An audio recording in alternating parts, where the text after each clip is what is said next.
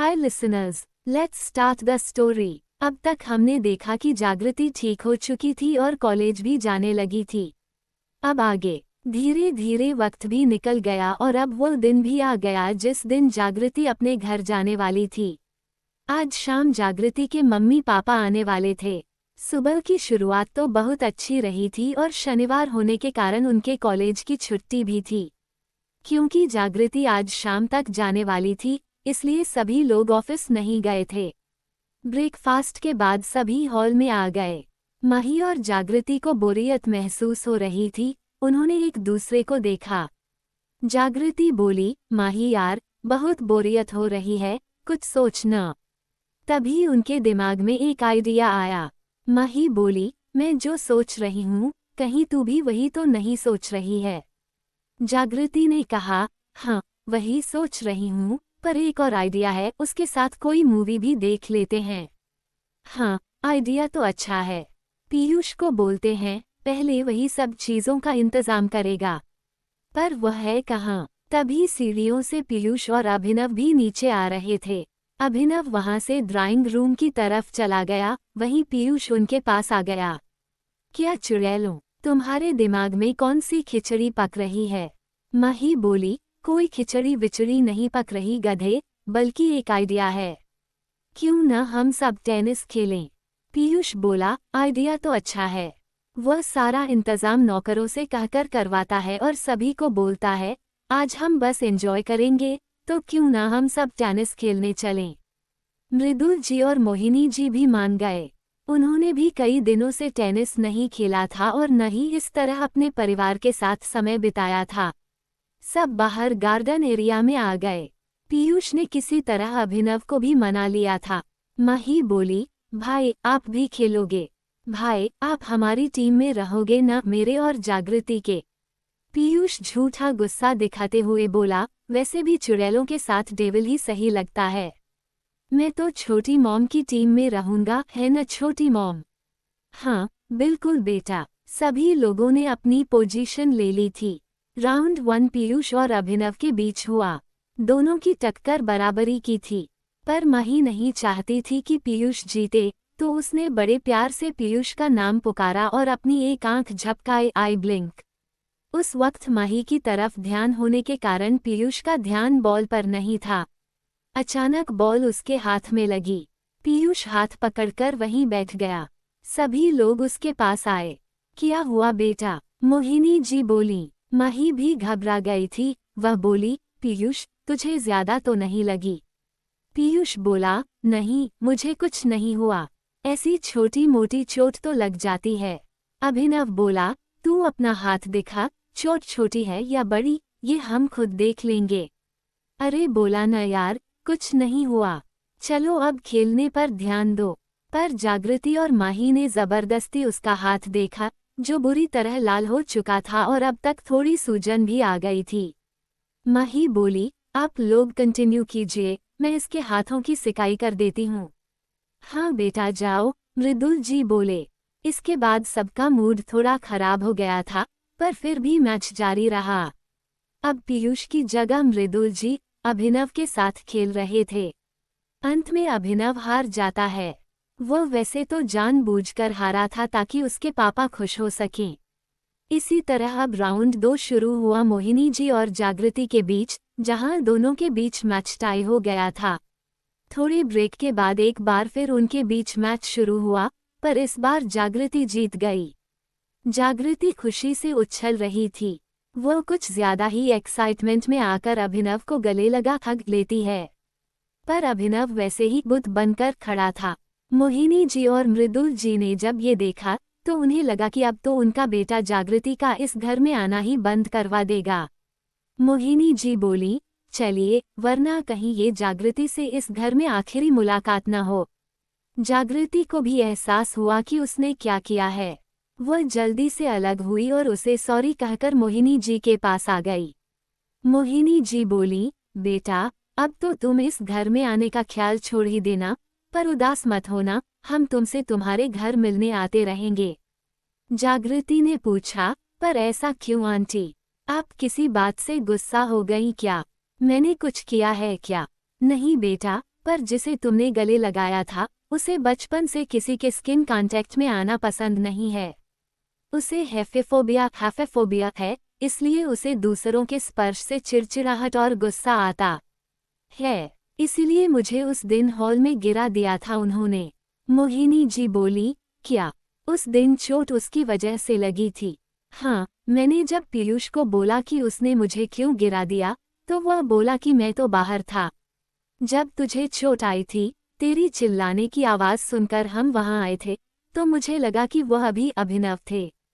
मोहिनी जी मृदुल जी से बोली, मैंने उससे पूछा भी था, पर वह बिना जवाब दिए चला गया था। अभिनव भी अब तक अपने कमरे में जा चुका था। अब ये सब बातें छोड़िए, अंदर चलते हैं।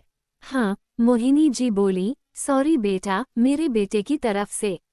नहीं आंटी, इसमें उनकी गलती नहीं थी, उन्हें तो वह बीमारी है ना जो आपने अभी बताया। और मैं भी नींद में थी उस दिन। वे लोग बातें करते करते अंदर आए, तो उन्होंने हॉल में माही और पीयूष को बैठे देखा। माही ने उसके हाथों की पट्टी कर दी थी। जागृति उनके पास आई और बोली, अब कैसा है तू पीयूष? मैं ठीक हूँ, तू बता, अब आगे क्या? पॉपकॉर्न। क्या पॉपकॉर्न? मतलब हॉरर मूवी, वही ऊपर वाले थिएटर में। उन्होंने मोहिनी जी को बताया कि वे लोग ऊपर थिएटर रूम में जा रहे हैं और नौकरों को पॉपकॉर्न लाने के लिए बोल दिया। उन्होंने सारा सेटअप किया ही था कि कोई और भी आया। अंधेरा होने के कारण किसी को पता नहीं चला।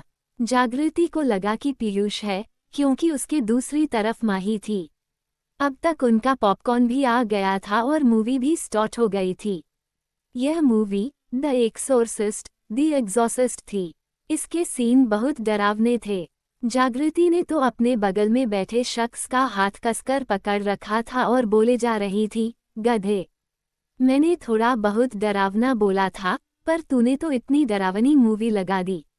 यही हाल माही का भी था, जिसके बगल में पीयूष बैठा था और वो मूवी बहुत एंजॉय कर रहा था। खास तौर पर वह माही को परेशान कर रहा था, जिससे माही ने डर के मारे उसके कंधे पर अपना चेहरा छुपा रखा था। इससे पीयूष की धड़कन तो ट्रेन की स्पीड से भाग रही थी। यहाँ हमें पता चला कि पीयूष माही के लिए फीलिंग्स रखता था। लगभग 2 घंटे बाद मूवी खत्म होने को आई, पर अब जागृति के बगल में बैठा शख्स वहां नहीं था। जागृति ने माही से पूछा, ये पीयूष कहाँ गया? माही बोली, वह तो यही है मेरे बगल में। तो मेरे बगल में कौन था तब से? माही बोली, लगता है तूने डर में किसी सर्वेंट को पकड़ लिया होगा और बेचारी डर के मारे कुछ कह भी नहीं पाई होगी। माही के घर में ज्यादातर फीमेल स्टाफ ही थी। मेल स्टाफ बाहर का काम देखते थे। जागृति बोली, पर उसकी बॉडी मुझे लड़कियों जैसी नहीं लग रही थी। इसमें क्या है? डर के मारे जब तुझे ये होश नहीं था कि तेरे बगल में कोई और है, तो तुझे ये कैसे पता चलेगा कि वह लड़का था या लड़की? हाँ, ये भी सही कहा। तभी पीयूष भी बोला, अब क्या यहीं रहना है? चलो, टाइम भी हो गया है एयरपोर्ट निकलने के लिए। जागृति भी बोली, हाँ हाँ चलो, वरना लेट हो जाएंगे और मम्मी पापा को इंतजार करना पड़ेगा। सब नीचे आए और मोहिनी जी व मृदुल जी से मिलकर जागृति, माही और पीयूष एयरपोर्ट के लिए निकल गए। इधर एक कमरे में एक इंसान जागृति की तस्वीर के सामने बैठा था और उसे प्यार से देख रहा था। ये तस्वीर तब की थी जब वो टेनिस खेल रही थी। इधर वे लोग एयरपोर्ट पहुंच गए थे। फ्लाइट भी लैंड कर चुकी थी। जागृति एक गुलाब का गुलदस्ता रोज बुके लेकर अपने मम्मी पापा का इंतजार कर रही थी। कुछ देर बाद उसने उन्हें देख लिया और वे लोग उसके पास आ गए। जागृति ने मम्मी को वह बुके दिया और उन्हें गले लगा लिया। बोली, I missed you mom, I missed you too, और उन्होंने उसके गाल पर किस किया। उसके बाद वह अपने पापा के गले लग गई और बोली, I missed you too dad. उन्होंने भी कहा, आई मिस्ड यू टू मेरा बच्चा। देखो तो, मेरी बेटी पतली लगने लगी है इतने दिनों में ही। उन्होंने भी उसके माथे पर किस किया। पीयूष और माही ने भी एक एक कर उन्हें गले लगाया। उसके बाद वे सब घर के लिए निकल गए। कुछ घंटों में वे लोग घर पहुंचे। डिनर का टाइम हो गया था, तो उन्होंने सबकी पसंद का डिनर ऑर्डर किया। पीयूष और माही भी डिनर के बाद वहां से चले गए। जागृति ने अपने मम्मी पापा से उनकी ट्रिप की ढेर सारी बातें की और फिर अपने कमरे में चली गई। उसके मम्मी पापा भी अपने कमरे में चले गए।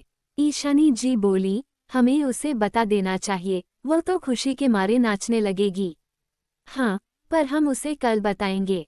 अब सो जाते हैं, बहुत थक गया हूँ आज। अगली सुबह रविवार होने के कारण आज उसे कॉलेज तो नहीं जाना था, इसलिए वह आराम से 9 बजे तक सो रही थी। तभी उसे माही का कॉल आता है। हेलो, कौन? माही बोली, यार, तू अब तक सो रही है? हाँ यार, कल देर तक मम्मी पापा से बात की, तो सोने में लेट हो गया था। तू बोल, इतनी सुबह सुबह कॉल क्यों किया? शॉपिंग चलना है आज। मैं आधे घंटे में आ रही हूँ तुझे लेने। क्या? मैं तो तैयार भी नहीं हूँ। हाँ, तो तैयार हो जा। चल, रखती हूँ। जागृति भी उठकर फ्रेश होने चली गई। माही भी उसे लेने आ गई थी। उसने हॉल में ब्रिजेश जी को देखा तो बोली, अंकल। ब्रिजेश जी बोले, माही, आओ बेटा, बैठो। नहीं अंकल, जागृति के पास जा रही हूँ। वो उसके कमरे में आ गई जहाँ अभी जागृति शावर ले रही थी और उसके गुनगुनाने की आवाज़ भी आ रही थी। थोड़ी देर में वो कपड़े पहनकर बाहर आई। उसकी नज़र माही पर गई और वह बोली, कब आई? माही बोली, जब मोहतरमा आप गुनगुना रही थीं। अब जल्दी रेडी हो जा। पर ये तो बता मैडम, हम शॉपिंग पर क्यों जा रहे हैं? क्योंकि अगले हफ्ते यह महीना खत्म हो रहा है और 2 तारीख को भाई का बर्थडे है। साथ ही कंपनी के नए कोलैबोरेशन के बारे में भी अनाउंसमेंट होगी उस दिन। और यह रहा इनविटेशन और पास। वैसे तो आंटी को भी इनविटेशन मिलेगा पापा की कंपनी की तरफ से, पर यह मैं तेरे लिए स्पेशल लाई हूँ। दोनों नीचे आए और जागृति ने अपने पापा को बताया कि वे लोग शॉपिंग पर जा रहे हैं और आने में देर होगी, तो वह डिनर करके ही आएगी। मम्मी को भी इन्फॉर्म कर देने को कहकर वे लोग वहां से चली गईं। Thanks for listening cuties and do like subscribe and press the bell icon for further update. Hi listeners, let's start